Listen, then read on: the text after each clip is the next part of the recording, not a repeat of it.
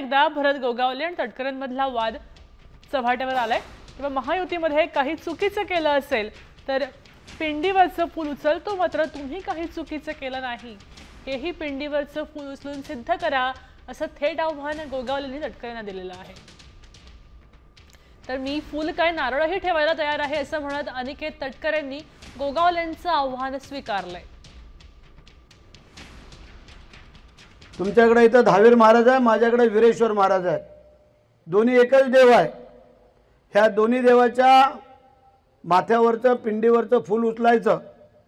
जर भरत शेटनी काही जर चुकीचं काम केलं असेल त्याचं प्रायश्चित भरत शेट भोगल लोकसभेला। आणि जर आमदारकीला जर काय कोणी चुकीचं काम केलं असेल आमच्या याच्याबद्दल तिघांच्या बद्दल तर त्यांनी उचलायचं, ते भोगतील।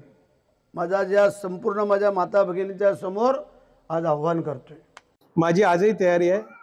आत्ता तुम्ही म्हणत असाल तर इथनं आपण दहावीर महाराजांच्या इथे जाऊ, वीरेश्वर महाराजांच्या इथे जाऊ, फूल काय जे म्हणायचं ते उचलायला माझी तयारी आहे। नारळ ठेवायची तयारी आहे, फूल उचलायची तयारी आहे, जे म्हणाल ते माझी करायची तयारी आहे।